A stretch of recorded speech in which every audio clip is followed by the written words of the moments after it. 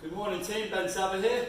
I posted a picture a couple of weeks ago about pivoting your foot into the jab, and I never really gave my opinion on the matter. I just asked you guys what you thought. Well, today I'll give you my personal opinion on the pivot into the jab. First of all, I'll give you a little story. This is how I believe the pivot foot jab came about.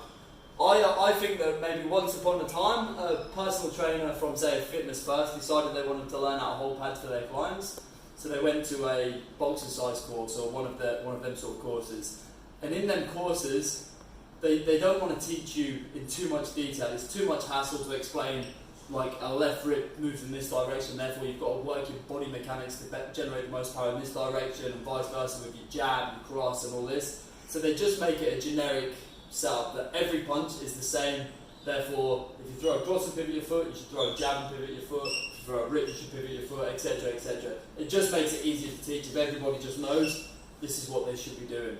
Now, I think maybe he went and did this course, and after a few months, he thought to himself, oh, wait a minute, I could be a boxing coach. So he got down to the local gym. Lucky for him, a young kid walks through the door, who's an amazing talent. He's going to be a champion no matter who trains him. It doesn't make any difference, he's just a freak talent.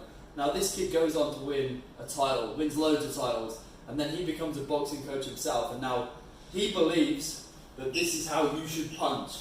And maybe that's what he passed on, and because he was a massive talent when he was boxing, I think everybody believed him, and that's how somehow it's filtered into a boxing system. For me, I personally believe that pivoting your foot into a jab is a real boxercise thing.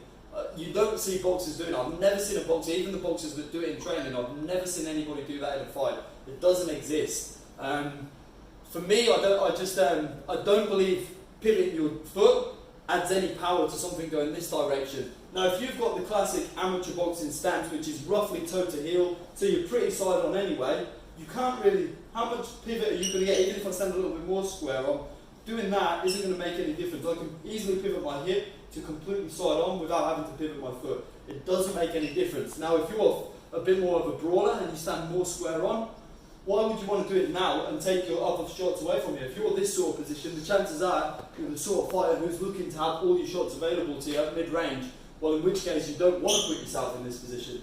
So for me, that shot doesn't really exist. If you're side on, you've got enough power to generate driving forwards off your jab anyway, because you're going to be doing that if you're a long-range fighter. And the guy who's square on won't do it anyway because he wants these shots, and this one takes a lot of other shots available from him. From here, you can throw all your shots at all times. That's the position that sort of fight would be in. So that's my opinion on the matter. I hope you understand it. Let me know what you think, guys.